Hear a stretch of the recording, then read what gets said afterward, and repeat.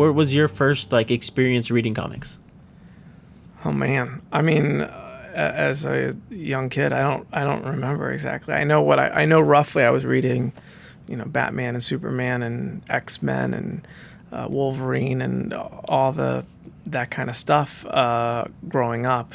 And my parents tell me I went, I kind of don't remember it all, but I was going to comic book shops when I was very young. And even I think my dad took me to a convention when I was like 10 or so, but I don't remember any of that. But I read for several years when I was in middle school and high school. Nice. Do you remember one book or one issue at the time that kind of stood out to you? I mean, I remember going into Spawn and the Max, and those were kind of like, different. Yep. And that was always kind of exciting to me. I did a lot of G.I. Joe. Anything I was watching the Saturday morning cartoons for was an easy sell to me as a young kid.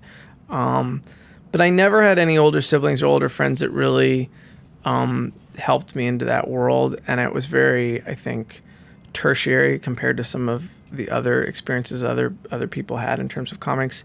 It really wasn't until after college that I found a more connection to comics. I mean, in college, I didn't want to do anything with comics because I was trying to be cool, and so I tried to get away from like everything that was nerdy and find myself. And then I kind of realized, well, wait a minute, I like all this stuff, and so I came back to comics right around the beginning of the 2000s, and that was when I found stuff like Why the Last Man, Greg Rucka's Queen and Country, Transmetropolitan, Preacher. Anything Warren Ellis. Yeah, a lot of Vertigo books, a lot of it stuff that's geared towards adults that you normally wouldn't gravitate to as a kid, and the stuff that really just kind of speaks to us as a generation, Right, and that was when I kind of went,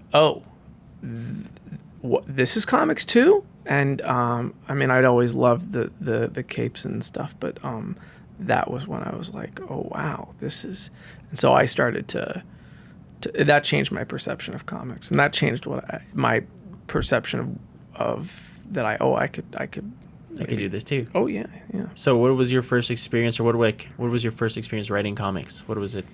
I mean, it was very recent because I mean, I've been writing my whole life, and I can talk more abstractly about writing. I mean, I went to school for writing, and I've studied writing.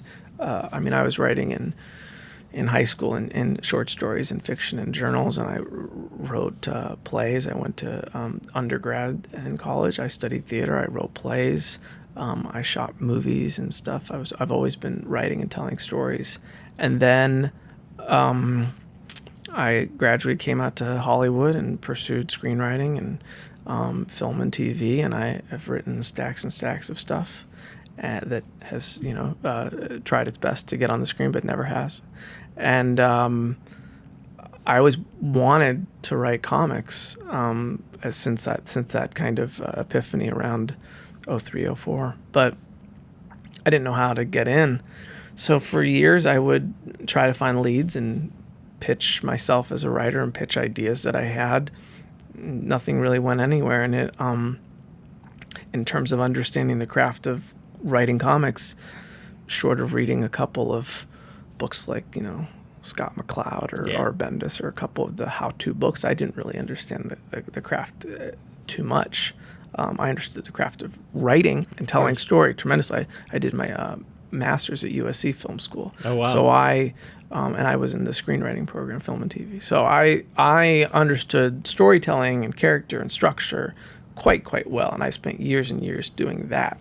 But in terms of how that translated into comics, that was a whole different education waiting for me. So meanwhile, I was just pitching myself and trying to get a break, and then I finally got a break, and I got to learn by doing it all. Absolutely. I mean, it's interesting how sometimes you experience, like, you think TV writing and comic book writing are so different, but there's a lot of elements that kind of work together because they're both visual mediums. You still have to kind of write in that visual way where you're saying, okay, we have to show this, but then we got to have this be dialogue. So I mean, there's certain principles of storytelling that are just completely the same. The way you handle exposition or information, the way in which you, cliffhangers in TV going to a commercial are very similar to TV episodic cliffhangers, character, hope and fear and want and need and rising tension and forces of antagonism and all these major principles that go into building a